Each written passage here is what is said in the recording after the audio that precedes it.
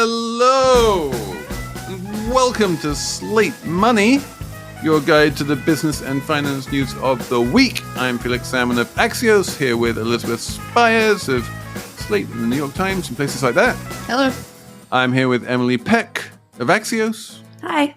The theme this week is We Are the 2%. We're going to talk about what's been happening with Delta and their frequent flyer miles.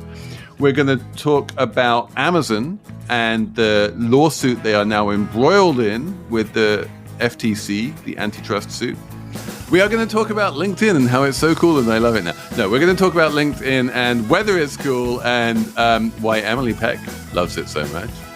We have a Slate Plus segment all about concrete bananas. Go ahead. You know you want to subscribe to Slate Plus just to learn what we have to say about concrete bananas. It's all coming up on Slate Money. Slate Money is sponsored this week by Washington Wise. Decisions made in Washington affect your portfolio every day, but which policy changes should investors be watching?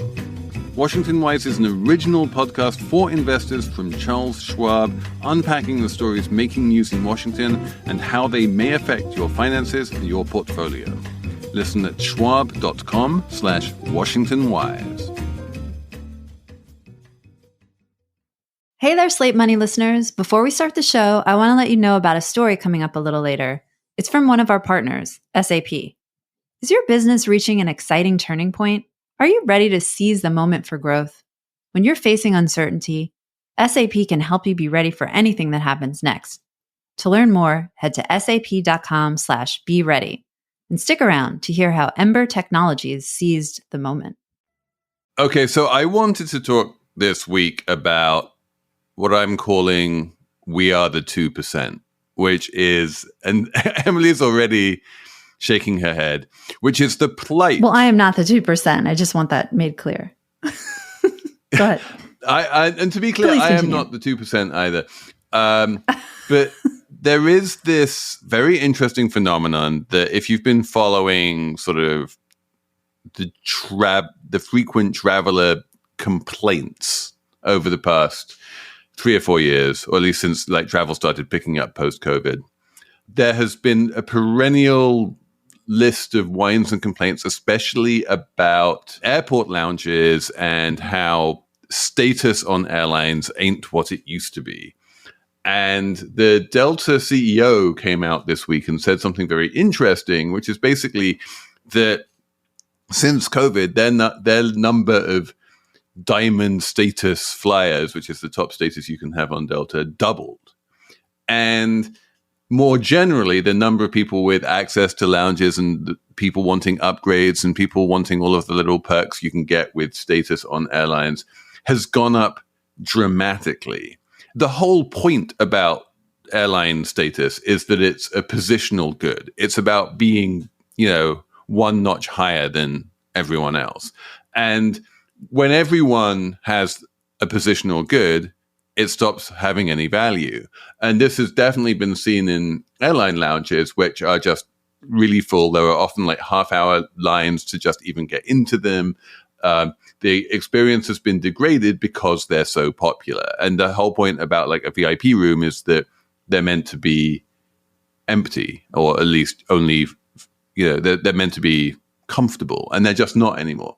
And so the airlines are kind of struggling with this in a world where, and we should really like mention this up front, the value of an airline's mileage program and the value of its like credit card rewards ecosystem is, in pretty much the case of every single major US airline, greater than the value of the airline itself. Yeah, that was really surprising to me.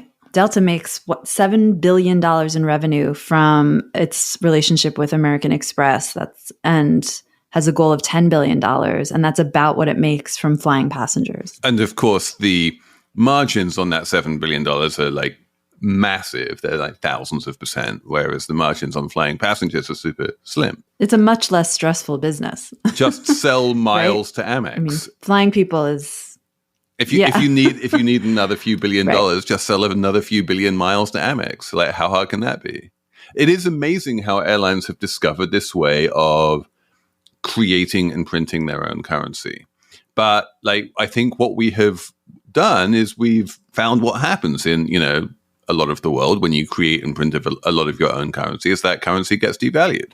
And so why we're talking about this week is because Delta announced some changes to the way its diamond level works, to the way its exclusive membership perks work, I think about a week or two ago, and made it harder to achieve status in its new system. And there was big pushback and blowback, and people are very attached to their miles and their memberships and their diamond status. People freaked out. And so this week, the CEO came out and said, we went too far. So that's why we're talking about it this week. And so this is where there's like we are the 2% come in, is that the top 1% who spend gazillions of dollars flying business class all over the world, they will have their diamond status and they will get their perks. Basically, the point of the changes was to thin the herd a bit and basically knock out a bunch of the 2% who had, over the course of the past few years, joined that crowd and made it too crowded. There's one thing that I didn't really understand about Delta's explanation for why they did that. They said that the number of diamond holders went up during COVID. How do we think that happened? I mean, people weren't traveling as much. That's because they let people roll over their status and their miles. So they just like sat and accumulated over the time period. So that's what happened there. It was their fault. They should have seen this coming. And then more generally, there has been, as we've covered many times on this show, a massive post-pandemic spike in travel. And we have also seen something that is relatively new, which is a much, much greater willingness for individuals to shell out their own cash for international business class tickets. It used to just be like, if someone else is paying, I'll fly business. Otherwise, there's no way I'll pay that much money. Now, if you go into a business class, section of an airplane and you look at the people who actually paid for those tickets, a lot of them have spent their own money. And so that too, one of the reasons why, not the top reason, but one of, like, in the back of their head, one of the reasons why people buy business class tickets is, this will help get me status for all those times that I don't fly business class. You get upgrades. And so, airlines do make a bunch of money that way from people buying business class tickets that they might not otherwise have bought, were it not for all of these, games people play with miles and status. Yeah, I wondered about that. Now that people are just buying these seats flat out, the airline doesn't need to do anything special to get people in those seats anymore with upgrades and these perks and things. Is that what you're saying? Well, it still needs, this is the thing, and this is why the Delta CEO came out and said they went too far, is you still need the perks. Because absent the perks, the business class seat is just like a comfier chair for a few hours. And you're like, okay, that's fine, but it's not really worth $5,000. So the idea is that for the $5,000, you don't just get a comfier chair for a few hours. You also get various little points of high touch love where you get like free upgrades to Comfort Plus when you're flying domestic economy, or you get free Wi-Fi on the plane, or you get access to the lounge, which used to be something people valued and is now something where people are like, well, I have access to the lounge, but I'm not going to it because I get a much better experience just going to the standard airport restaurant. It's better food and no lines and, no stress. And we've talked about, when we've talked about air travel before, I think it's come up that, part of the strategy is you need to really differentiate between business class and economy. And you can do that by making economy seem shittier relative to business class. So if suddenly more people are in business class and the lounges seem comparatively not as, big a perk, it sort of undermines your entire retail strategy for first class and business class. I want to just interject and talk about the lounge, because I didn't really understand until we decided to do this, because I'm a plebe and I don't travel that much, and it's always in the worst seats at the back of the plane where you're all crowded in and it's a nightmare. But these lounges they seem amazing. You get free drinks and there's a buffet of food. and like really nice seats. And some you have access to the outdoors, which usually when you go in the airport, you don't see outside again for, it feels like your whole life. But in these lounges, you can go outside, you got free food, you got free drinks. It does seem pretty amazing. So now I feel like I actually get it a little bit. You've been reading the Delta press releases. Yeah, but like, isn't that the idea? Been going into the lounges because that's the idea. that's the dream. And those of us who are, I remember going into lounges, pre-COVID, and some of them came very close to that. I remember that, the Virgin upper class lounge at Heathrow was amazing, and it was very big and very empty, and they had menus, and they'd come and take your order, and and great seats, and they had you could play ping pong and all of this kind of stuff, right? And it was a fun, luxurious experience, and you didn't feel like you were stuck in an airport waiting for your plane to leave. But then I've also been in my share of lounges where you can't get a seat, where it's super crowded, where the buffet is all picked over, where and plus, at some point, I don't know, like the idea of, free drinks stops being quite as attractive as it was when you were like 23. Yeah, but even there's free like bottled water and juice. So are you officially the 2% that we were talking about? I'm not. Like, so I have never really embraced this whole mileage game. I've never had loyalty to any one airline. I've never been one of those people who's like, I could fly nonstop to where I'm going, but I'm going to fly on this other airline instead and change in Atlanta because that way I get to rack up my miles, right? Which is, again, the whole point of these things, is to get people loyal to a certain airline. I just fly where I'm going, or whatever seems like the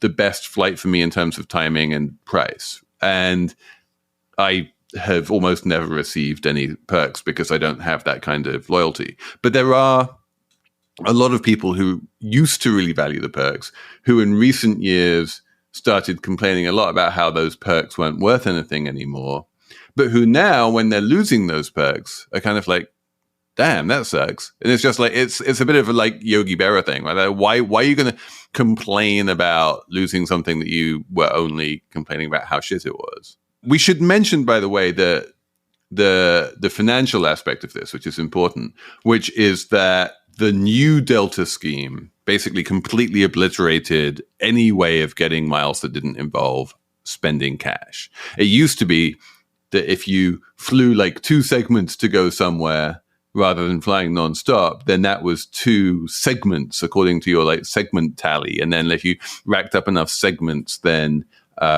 you could get status. It used to be that literally it was miles. Like if you flew a longer trip, that was more miles than the shorter trip, and therefore you got more miles for that.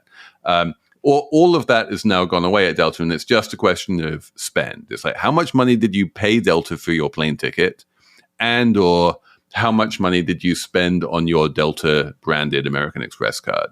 And, add up that amount of actual cash outlay, and that will determine what your status is. It seems like this is all just a part of like ongoing degradation of air travel in the United States. Like it's just over the years become a more terrible experience for most people, even in the back of the plane on coach. So why wouldn't like it become harder to get the exclusivity, I think that's right. And I think that's what Elizabeth was talking about, is that as the experience has degraded overall, the desire to get the perks and the lounge access and the upgrades has increased in an attempt to sort of get back to the experience that we all knew and loved in the halcyon days of air travel, whenever that was, right? And it just doesn't, the numbers game doesn't work. There are too many people wanting that experience and not enough capacity of lounges. I mean, Delta has been desperately trying to build out new lounges as fast as it can, but like at some point it just can't keep up. So they had just broadened the qualifying terms for inclusion in those clubs too widely, and now they need to narrow it, and no one wants that, obviously. I do think a lot of this is actually weirdly Delta specific. And specific to the Delta Amex relationship. There was this weird, peculiar thing in the Delta Amex relationship where the Delta Platinum Amex card did not automatically give you access to the lounge. But the Amex Platinum card, the one that wasn't branded Delta did give you automatic access to the Delta Lounge. And so Amex was using that access as a way of selling its Platinum card. And a whole bunch of people who, just had the Platinum card for whatever reasons were like, this is great. I get to go in the lounge whenever I want. And Delta started cutting back on that a little bit, but, it was clearly a large part of the problem. But as you say, the relationship with Amex is worth so much money to Delta, they can hardly tell, the Amex Platinum cardholders to fuck off. Do you think this matters in any broad sense in any way? I mean, I want to draw some facile conclusion about how everyone can't be above average. And when everyone tries, it just kind of fails. But I don't know if that's actually, that might be a bit of an overstretch. So you're saying it's the case for elitism. Not everyone can have it all. I'm just saying that being a member of the elite is always a numbers game. You can only ever fit 1% of people into the top 1%. When you try and squeeze 2% of people into the top 1%, something breaks. This podcast is brought to you by Slate Studios and SAP. How do you know when to seize the moment for growth? When your opportunity arrives, you need to be ready. From expanding into new markets to hiring, business leaders face so many tough decisions. My name is Brooke Clark. I'm the VP of Business Transformation and Strategy at Ember Technologies, a temperature control brand. In 2016, Ember launched its core product, the Ember Mug. The feeling of drinking out of an Ember mug is like nothing else. The coffee or tea will maintain that exact temperature for the entire length of your drinking experience. Since then, the company learned how to pivot and grow in unexpected ways. And with SAP tools, they knew they were ready. A few years ago, Ember had an opportunity to launch our products with a global electronics retailer. The tricky part of it was that we would be expanding to 27 countries around the world. It was a massive undertaking, not just due to hitting launch dates and timelines, but also given the intricacies of meeting product compliance in all those new countries. We only had a few months to get prepared for this rapid growth. We had to very quickly make changes on a fundamental level with our systems, our e-commerce, all of the integrations, the cloud-based systems that we put in place in order to facilitate the expansion into 27 countries has continued to benefit us to this day. In order to be ready, you have to have the right processes in place so that when the moment presents itself, you can seize that moment. Ember Technologies seized the moment for growth. Will you? Head to sap.com/be ready to learn more. Slate Money is sponsored this week by Shopify. Whoever your favorite entrepreneur is, the fact is they wouldn't be anywhere unless they had trusted partners. And Shopify is top of the list of trusted partners for entrepreneurs around the world. If your commerce platform isn't converting potential customers into lifelong fans, try Shopify. Shopify is the commerce platform that's revolutionizing millions of businesses worldwide. It puts you in control of every sales channel. So whether you're selling satin sheets from Shopify's in-person POS system, they work in real life, not just online, or whether you're offering organic olive oil on Shopify's all-in-one e-commerce platform, you're covered. And of course, once you've reached your audience, Shopify has the internet's best converting checkout, which will help you convert people from browsers to buyers. So sign up for a $1 per month trial period at shopify.com/money, all lowercase. Go to shopify.com/money to take your business to the next level today. Shopify.com/money. Slate Money is sponsored this week by Washington Wise. Decisions made in Washington affect your portfolio every day. But which policy changes should investors be watching? Washington Wise will help you answer that question. It's an original podcast for investors from Charles Schwab, and it covers the stories making news right now. Hosted by Mike Townsend, who's Charles Schwab's managing director for legislative and regulatory affairs, it takes a non-partisan look at the stories that matter most to investors. Tune in to hear about the policy initiatives for retirement savings, taxes, and trade, or hear about inflation fears, the Federal Reserve, and how regulatory developments can affect companies, sectors, and even the entire market. Mike and his guests offer their perspective on how policy changes could affect what you do with your portfolio. So download the latest episode and follow at schwab.com/WashingtonWise or wherever you listen. Let's move on and talk about Lina Khan. Emily, it finally happened. Lina Khan's dream has come true. What was the dream and what did you do this week? The dream was reining in Amazon's wild monopoly. And she famously wrote a law review paper about this when she was in law school at Yale. And then this week, her dream came true when the FTC filed a lawsuit against Amazon for anti-competitive monopoly behavior. How much of this, I mean, this is a long suit and it's heavily redacted, but the gist of it is pretty clear. Yeah, the gist is Amazon's anti-competitive behavior raises prices for consumers and makes the online superstore market less competitive. It has a monopoly online. There's like two separate monopolies. There's one for online superstores where Amazon represents like something like 75% of all the online superstore business in the United States. And then there's a monopoly on online marketplaces where people go to sell their stuff. So there's two separate monopolies going on, but they all interact together. And to me, a user of Amazon, I don't really make a distinction between either of those things. And the complaint is very long. And there's all these intriguing bits that are redacted. There's something called Project Nessie, which I think is an algorithm. And I don't know much more about it because it's all redacted. And some of the anti-competitive behaviors the FTC outlines are things like we sort of had known about. But there's some like interesting stuff like if you're a seller and you want to sell your stuff on Amazon, Amazon essentially forces you to use its fulfillment services, which costs a lot of money. Because if you don't do that, you don't get counted as part of like you're not a prime seller. And if you're not a prime seller, you might as well be dead on Amazon. Like no one's going to find your stuff. And even if they did find it, no one's going to want to order it.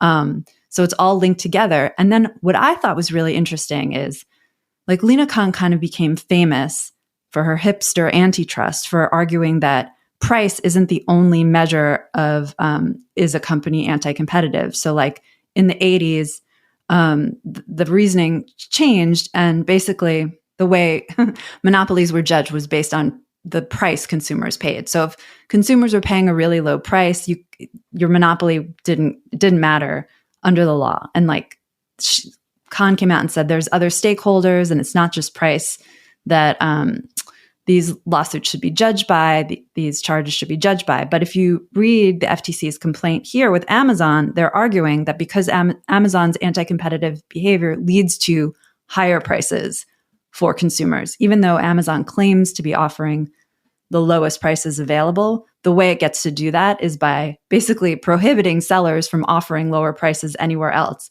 and hitting them with really high fees. So the quote unquote low prices are actually pretty high because of all the restrictions and fees that Amazon is loading up into the site. So it's fake low prices essentially. And the FTC is arguing if Amazon stopped doing some of this stuff, then prices would actually come down. Which I do believe. I think that what you would have, like, let's, let our imaginations run wild here a little bit and ask ourselves, like, what is the remedy here? And there was a few different possible remedies, but in my mind, I feel like a lot of them involve, in one way or another, removing Amazon Prime from Amazon Marketplace. Or possibly like just abolishing Amazon Prime altogether, because Amazon Prime is this thing that people pay a relatively low amount of money for convenience. And then once they have the convenience, they become price insensitive and they'll pay, the higher price because in a weird way, it's kind of been bundled into the cost of Prime. If you got rid of Prime altogether, and the shipping costs became more salient, then people could lower their prices and you could choose cheaper shipping and this kind of stuff. But it would definitely be a step backwards in terms of like ease and convenience. Yeah, but I don't think that's the only way. One suggestion in the complaint would be they suggest unbundling Prime. So, right, you're paying, I think it's over $100 now for Prime per year. And you don't just get the free shipping and the 2-day delivery. You get Prime Video, Prime, you get music, you get all this other stuff. And Amazon doesn't really unbundle, but it could. And apparently it does. If you go deep enough, you can get some things unbundled. You can get just Prime Video if you want, for example. But the FTC is like, if Amazon unbundled and you were just paying for the free shipping part, then other companies could actually compete with Amazon in that way, right? So you wouldn't get rid of Prime necessarily, but you would sort of narrow its scope. There is a Walmart version of Prime. I can't remember what it's called. It's called like Walmart Plus or something like that. If there was a way that Amazon Marketplace sellers could sign up with Walmart Plus and Walmart Plus could fulfill orders from Amazon, then that would create competition on the free shipping front, right? And then like Amazon and Walmart would need to compete with each other to provide the cheapest and best experience for sellers. And if the prices for people ordering through Walmart Plus were lower than the prices for people ordering through Amazon Prime, even if they found the same object on the Amazon site, then that would drive prices down. Now, of course, Amazon will never voluntarily allow a Walmart Plus sticker to, appear on its listings and say you get free shipping if you're Walmart Plus. But a court could definitely order that. Elizabeth, what's your preferred remedy here, or do you think that Amazon is great and nothing should be done? I do not think that Amazon is great, but I think it's funny that the argument that the FTC is making cuts against the way that I think most consumers think about Amazon. They think of it as the place where you can go to get cheap shit really easily. And maybe there are other companies that are maybe infringing on that territory very quickly, like Temu. I think the insanely rapid rise of Temu and Shein and places like that is precisely because the prices are so much lower than Amazon. And I haven't felt that Amazon is cheap for a while. I felt that it's convenient and easy, but I can't remember the last time I went onto Amazon and go, oh my God, that's such a great price. I think a lot of the stuff that I order from Amazon is just obscure things that you can't just go to the store and get. So it's a convenience issue, but it's also, particularly if you're looking for something that's very specialized, you get such a range of prices that it feels like you're getting the cheapest option sometimes, even if you're not. Yeah, I mean, that's the other thing they're very good at, right? Is that if you search for a thing, they will then give you 35 different versions of the thing, and you can pick the cheapest of the 35 options and think, well, therefore I'm getting a deal because it's the cheapest of 35 options. But that doesn't really necessarily reflect how much it would cost if it's some obscure thing, if you just went to, back in the olden day, whatever kind of shop you'd need to go to get it. It might be cheaper still. We don't know. And to zoom in on that a little further, the search experience on Amazon has degraded to the point, and the FTC lays this all out. It used to be you would go on, search for pens or whatever, and you would get like organic search results. You just get the best search results possible. But now, because Amazon's so increasingly reliant upon advertising, you get a lot of sponsored results, and sellers have to pay more money for advertising to even appear on the first screen you get when you search for something, because you're not going to go deeper than that first screen anyways. And you don't know if you're getting the cheapest results on that first page. You're just getting what Amazon wants you to see. And that's what comes across from the whole complaint is like, Amazon has a market, but it is not a free market. It is a market meticulously controlled by this gigantic company, where you are told you're getting the lowest price possible, but they're larding on fees. They're making these really restrictive requirements upon sellers, and you're not getting the lowest price possible. You're getting the lowest price possible under all the rules and restrictions Amazon is layering on these sellers. As a media consumer, I feel it's just become harder and harder to distinguish what's an ad and what isn't. Back in the day, it was always very obvious when you were leafing through a magazine, what is the editorial and what is the Gucci ad, The internet, has made those distinctions harder to notice, but like those of us who are relatively sophisticated media consumers are still pretty good at like, you know, realizing what's an ad on Instagram and what's a post from one of our friends, that kind of thing. Or even like when you Google something, the ads take up much more space, but they have a different background color, and they said that they're sponsored or promoted or something, and it's relatively obvious which is which. On Amazon, it's completely impossible. On Amazon, there is like, you need a level of media sophistication, which I have to admit I just don't have. And it might just be actually impossible to be able to really tell the difference between, you know, is an advertiser paying to put this in front of me after I do a search, or is this like something vaguely organic? I don't even know if there's a difference. I was just going to say, I don't think there is. Yeah, there isn't a difference. Yeah. Exactly. I don't think there is a difference, because especially given that like everything that comes up top is going to be an Amazon Prime customer, which is in a weird way, you know, on the back end, that's how Amazon Prime makes its money, right? Is by forcing the marketplace sellers to pay a lot of money for Amazon fulfillment, so that they then get shown at the top of the screen to Prime customers. Yeah, they do have, at least for the real estate above the fold at the very top of the screen, they do have sponsored labels on the products. Yeah, but I'm talking about the search results. Yeah, well, I'm also thinking about, you know, book publishers have to pay in both bricks and mortar bookstores and in Amazon's listing for Prime placement, and it's not labeled. You know, it's called buying co-op, and they do it with Barnes and Noble and also with Amazon. So one of the most powerful people in book publishing is the woman who runs co-op for Amazon. And that's not clear to, you know, customers at all. Like, I don't think, so it may just be certain types of products get labeled and others don't. Yeah, no, it's incredibly opaque. And yeah, but Elizabeth, I come back, I'm going to ask you the same question again. What would your preferred remedy be here? Well, I think if there's a way to force Amazon to allow retailers to actually set their own prices without punishing them, I think that alone would help, because then at least customers have alternatives. So according to this complaint, Amazon used to make sellers sign contracts saying like, we will offer our lowest price on Amazon. Otherwise, like, we'll forfeit whatever stuff Amazon's giving them, you know, display rights or whatever. And a European court ruled that this was anti-competitive, and they were like, okay, we'll stop doing it.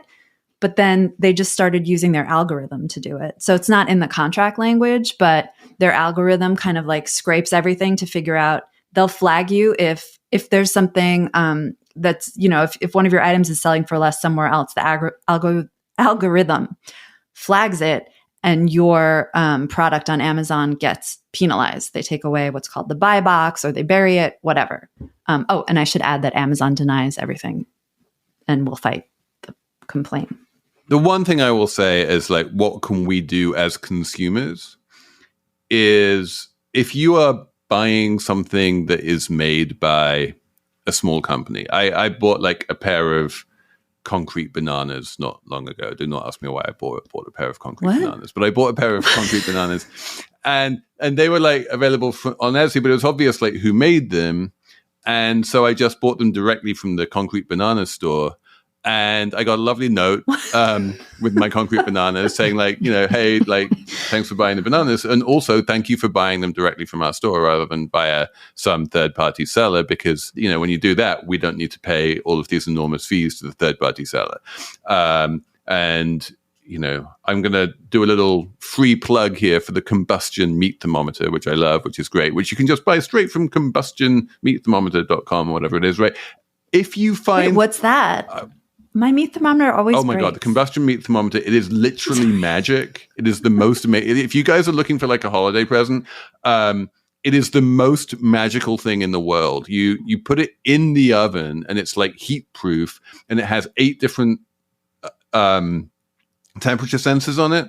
So it knows exactly what the internal temperature is wherever it's coolest. You don't need to like carefully put it in, just shove it in any old how.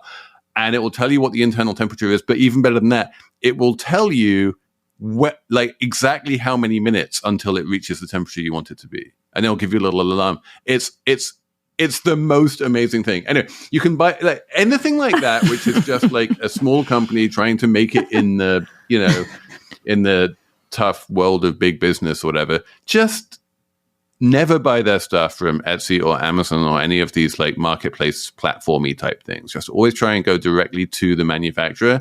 And it might not be cheaper because of all of these rules that you were talking about, but it will always make the company much happier. And you then wind up having the relationship with the company rather than with some horrible faceless mega tech corp. In the Plus, we'll find out why Felix is buying concrete bananas.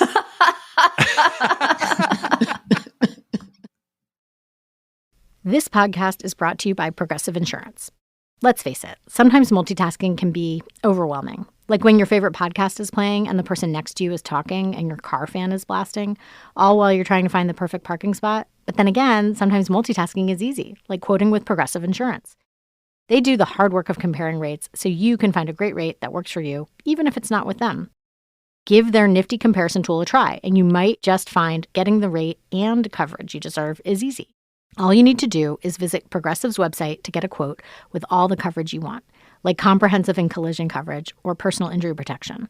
Then you'll see Progressive's direct rate, and their tool will provide options from other companies, all lined up and ready to compare, so it's simple to choose the rate and coverages you like. Press play on comparing auto rates. Quote at Progressive.com to join the over 29 million drivers who trust Progressive.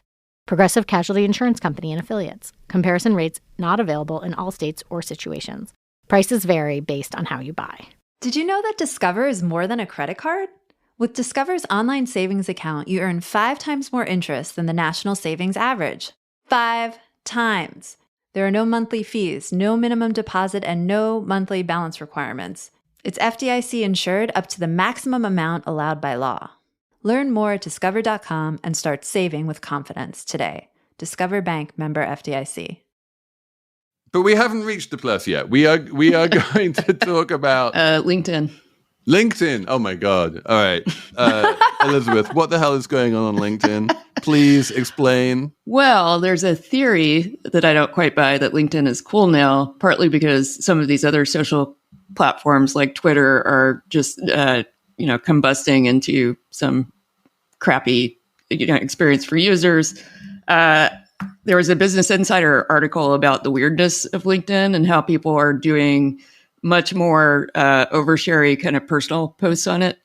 But also there's an entire genre of shit posters on LinkedIn, which is incredible to me. Yeah, LinkedIn shit posting, which is amazing. Just LinkedIn posters. And you're like there is this extremely online term called poster, which is like it includes shit posters, but it also just includes anyone who, for like fun or cynicism or whatever, is just trying to like game the algorithm without necessarily doing it for personal career advancement or something like that.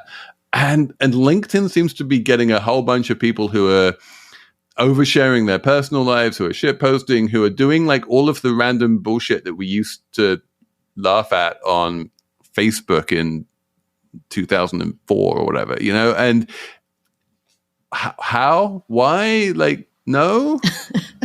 I mean, the shit posting is genuinely funny because the best of it skewers the sort of platonic ideals of a LinkedIn post. So one guy did a post where he said something like, I made $100,000 by getting the vaccine, 1,000 times. And it sounded so much like the cadence of a real LinkedIn post that people believed it, and it sort of went a little bit viral because it felt plausible. Oh, or that guy who claimed to have set up like 300 dates at Soho House and was like using it to insider trade Soho House stock because like all of the people he set up dates with were going to buy Soho House memberships in order to like go on these dates. It was like, yeah, it's hilarious. I mean, here's my question for Emily, who's on LinkedIn a lot more than I am. Like, have you noticed any kind of degradation of the experience or improvement, or has it changed in any way for you? Okay. First of all, LinkedIn is great, and I will defend it to the death. I really like LinkedIn, and I always have, and I know that makes me, Felix, when we were prepping, said, of course, you're a suburban mother, and of course you like LinkedIn or something really. I did not say. And this is not true. I deny it. But LinkedIn is great. I've gotten at least 1 or 2 job offers through LinkedIn. And I do like to visit it. And it has changed in the past couple of years. Just like these articles say, more people are posting like personal stuff to LinkedIn, which feels a little uncomfortable to me. Like the example in the Business Insider story was the guy who was getting a divorce, and he went on LinkedIn and he was like, I'm getting divorced, this sucks, or whatever. And then people trolled him for that, which I don't really understand why that happened. But it does seem like if we're in this like professional-ish space, I don't know if you need to share so much about your personal life there, which is one of the things I like about LinkedIn. It's sort of like a more restrained social network where you can get jobs. So it makes more sense to me. But anyway, yes, people are sharing more personal anecdotes, and there's more like, I'm an expert and I'm going to tell you my expert thoughts going on. There's more like news commentary, and we work at Axios. And so sometimes the social folks at Axios will be like, can you post your story to LinkedIn? Make sure, you write some stuff about it. And then there's a bunch of engagement on that, which strikes me as like, fine, like media outlets need a way to promote their stuff and get people to read their stories. And it's like relatively benign place to get your stories read, as opposed to having to post on, FKA Twitter and get like just torn apart by trolls and whoever else is over there now. You know what I mean? We should probably ask the Axios social folks this, but is LinkedIn actually a meaningful traffic driver? Are there sites that get a whole bunch of traffic from LinkedIn and get to monetize that by running ads against LinkedIn traffic? I mean, I would bet some of the business sites do. I think it's more of a clout driver, but I would ask them. Somehow I doubt it. It's good. It's good for the promotion of a story. I don't think it's like mass traffic. Like Facebook in the day was like mass traffic, but none of the social media networks are like that now. Do you think of it as newsy? Like when you go onto LinkedIn, would you say that most of what you read is related in some form or another to what's happening in the news? I'd say like maybe 50% is like other journalists being told to share their stories on LinkedIn. So you get to see some like good stuff. I'll see like good stories that I maybe missed. And then there's like, because I'm covering, money stuff. So you sometimes see analysts posting interesting things that are off the news or off data that I would maybe miss if I wasn't looking over there. And then the other half is like a lot of people who've lost their jobs and are looking for jobs, like it always was, really need a job, or this person is good for a job, or whatever. So here's my question about like the posts. I always had this rule when I was on Twitter that, especially in the early days, that if someone shared someone else's article and they said, this is a really good article, you should read this, then I would click on that and read it, because that's like a third-party validation, right? Whereas if someone shared their own article and said, this is a really good article that I wrote, you should read it, I'm like, you're just self-promoting, and that's a little bit, déclassé. When you go on LinkedIn, I've always felt that like it's been this sort of overwhelming stench of self-promotion to me. Like everyone is just talking in some way or another about like how great they are and how good their writing is and how smart they are, and please can you hire me and give me a job. And I just like, maybe it's the Englishman in me, but I just find that incredibly off-putting. Well, I think it's that now people think personal branding is a requirement for virtually any job position. So LinkedIn is, I think, the primary vehicle for a lot of people. But Emily, like apropos the posts, I want to ask you, do you ever share an article on LinkedIn that is not written by you? I'll answer your question, Felix. But first I want to back up and say all social media is all about self-promotion all the time. And even though you have your rule about not sharing, like that's a really old-fashioned rule. And I don't think anyone abides by it anymore. That said, I have shared other people's stories on LinkedIn. I feel certain that I have. Yes, I've done that. Mm-hmm. Or like reshared someone's story if I think it's good. Is that something that like, do you at least agree with me in that if you see someone sharing someone else's story who isn't themselves, that's going to make you more likely to engage with it and to click on the link and that kind of thing? Yeah.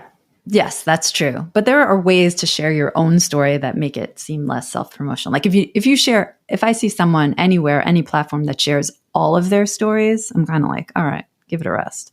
But if they selectively share them or they share some quote. We should talk to the Axios like social teams and be like, you guys, stop telling us to share our own stories. You should always go to someone else at Axios and get them to share someone else's story, because that's. I disagree with both of you, but.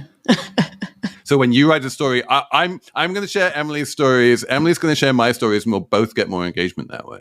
Sure. So next time they ask me to share one of my stories, I'll be like, actually, could you ask Felix? Shit! Now I can't believe we've revealed our cunning plan on the internet on a podcast. We should have kept this secret. I share my stuff on Twitter all the time. And I'll reshare it too, because I think... Yeah, she shares her stuff on Twitter. And I like that she does, because I read all of Elizabeth's columns, but I don't always see them. And so when I see she shares one, I'm like, ooh, and I read it right away. Like, it's a service to me. It's the Elizabeth Spires blog RSS feed. There was an interview with Reid Hoffman a few years ago where he complained that everybody uses LinkedIn wrong. And his big contention was that, like, you're not supposed to accept requests from people that you have not worked with or don't have a relationship with, which everyone has already violated a million times. Oh, good. I'm doing it right then. That's 100% me. I think you might be an exception. I guess I'm the only person doing LinkedIn right. Email Reid. Be like, that is a good rule of thumb. I'm your platonic user. Give Dan Roth a bunch of credit. This is my former colleague from Portfolio magazine who went on to become the editor-in-chief of LinkedIn a million years ago. He created just an absolute powerhouse in terms of the number of people reading, the number of stories, like a bunch of user-generated content that is not completely shite, that people really like to read and that people like to share and that people spend a lot of time on. He's created an amazing site. And it might not be the kind of site that I like to read, but it's, the revealed preference of millions and millions of people is they really like to read it a lot and spend a lot of time on it.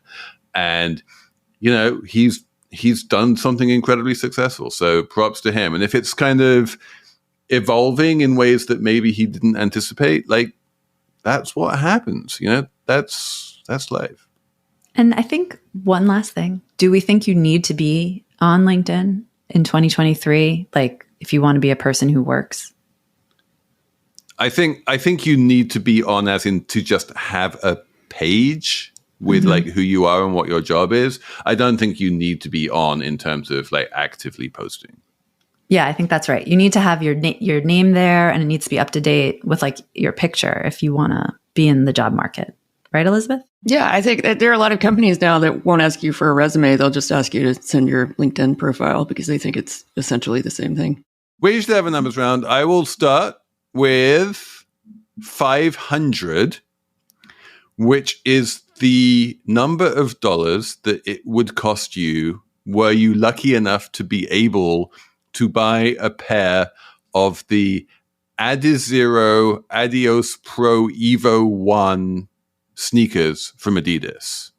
These are the sneakers that Tigges Decefo wore when she broke the world record by more than 2 minutes for the marathon in Berlin. She absolutely smashed the world record, and she was wearing these $500 sneakers from Adidas. But here's the thing. They are optimized for speed and not for durability. And they are literally designed to last exactly one marathon. Whoa. Once you've run 42 kilometers in these, they're basically toast and you have to throw them away. Seems worth it if you can win a marathon wearing them. Is this like those Nike sneakers that everyone was talking about a few years ago that make you faster? Yeah, so like for a while, everyone was like wearing those hot pink Nike sneakers because they made you faster. And now Adidas is like, what they cost twice. These ones cost twice as much as the Nikes and only last for one race. So for the Nike ones, they were like normal shoes, which you can wear for multiple races before they wear out. That's wild. And if you're a professional racer, you probably want to know what it feels like to run in them. So you want like a practice pair maybe before you even wore them for the marathon. I'm sure Adidas gave her like a few dozen pairs to like train in before she ran the marathon. Wow. Yeah. So you're gonna shell out $500 for a single-use pair of sneakers when you run the marathon, Emily? No, Felix has now revealed that I am scheduled to run the New York City Marathon, but I'm not worried about my speed enough to buy the $500 sneakers. So, but I'm going to go check them out. I do want to buy new sneakers for the marathon. Elizabeth, what's your number? If I was being lazy, I would say it was 3 because that's the number of inches of water in my basement right now. We're all taping remotely because it's apocalyptic in New York at the moment. But my real number is 45,000, and that's the what you would pay in dollars for a Christian Dior jacket that's knee length, and it's embroidered and embellished with mirrors. And it took around 2,000 hours to embroider in India. But it was finished in France for less than 100 hours. But if you look at the label on the jacket, it says made in France because luxury fashion brands want the imprimatur of European construction. But most of these goods are increasingly being made in India and China. I don't know if it's increasing. I think it's been that way for a long time. And country of origin rules, I've said this on the show many times in the past. At some point when we get really desperate, we're going to have an entire episode devoted to country of origin rules, which are the most amazing, mind-blowing, weird corner of global economics that, like, if you get into them, it's a rabbit hole that you never crawl out of. And they can be amazing, but like we're going to need to find exactly the right person to talk about them because it's just nerdy as all hell. So yeah, Slate Money listeners, let us know, slatemoney@slate.com, if you have an expert on country of origin rules who I can interview for this here show. But Emily, what's your number? My number is $20. This week, the governor of California signed a new minimum wage law for fast food workers, and in April, they will earn $20 an hour. And I think we talked about this on the show maybe last year because it was supposed to be $22 an hour, and it was supposed to take a while to get there. But then the fast food industry freaked out when California passed sort of a different law a year ago. And something amazing happened, which was fast food industry pushed back on the law. And I, as an observer, was like, this law is doomed because we all know what happens. You know, they were planning a referendum in the state and the referendum was going to be confusing. But what happened was the union basically figured out a way to get the fast food industry like to a negotiation. And they figured out sort of a few tweaks to the old law. And they managed to get this new law passed. And the upshot is about 500,000. Well, the upshot is a lot of fast food workers are going to get a big raise in April. So it's pretty cool. So which union was this? And did they have a formal role in the negotiations somehow? So it was SEIU, Service Employees International Union. And yeah, they did play a role. And they had this great strategy where basically they were like, oh, okay, you're going to fight us with this referendum. Well, we're going to bring back this idea of like this regulation where franchises are not considered real franchises anymore and need to be regulated like as part of the big corporation. So they kind of like, we're going to do this. And then they said, we're going to do this other thing too, like, which would have been even worse for fast food restaurants. And basically the restaurant industry was like, we'll talk to you. At least that's the way the union tells the story. Anyway, and it does seem like they somehow made it all work out to the benefit of workers in the state. So everyone's pretty excited, all the working people.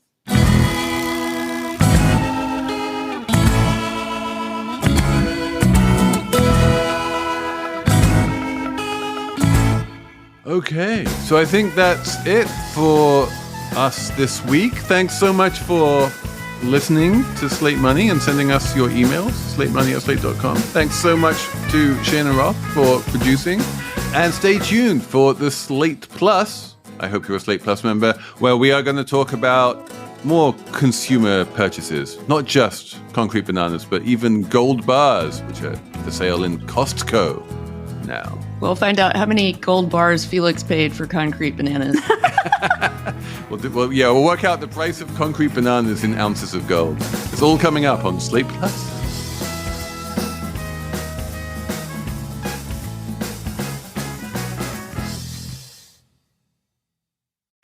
It's a colorful story. It's a one-of-a-kind story. It's a story that spans 8,000 majestic acres of Blue Ridge Mountain beauty, bathed in shades of orange and crimson. It's a story of 4-star evenings, locally sourced cuisine, and award-winning wines. Of warm fires, crisp mountain air, and old-world charm. It's a story of 1,000 men and the 6 years they spent creating America's largest home, with 250 rooms, each with its own stories to tell. But all this can't begin to tell the full story of autumn at Biltmore. Come walk in the footsteps of the Vanderbilt family and experience the fleeting magic of the season before it slips away. Because as wondrous as the story of autumn at Biltmore may be, it can never be complete without you. Plan your stay at Biltmore.com. Hey everybody, it's Tim Heidecker. You know me, Tim and Eric, Bridesmaids, and Fantastic Four. I'd like to personally invite you to listen to Office Hours Live with me and my co-hosts, DJ Doug Pound. Hello. And Vic Berger. Howdy. Every week we bring you laughs, fun, games, and lots of other surprises. It's live. We take your Zoom calls. Music. We love having fun. Excuse me? Songs. Vic said something. Songs. Music. I like having fun. I like to laugh. I like to meet people who can make me laugh. Please subscribe now.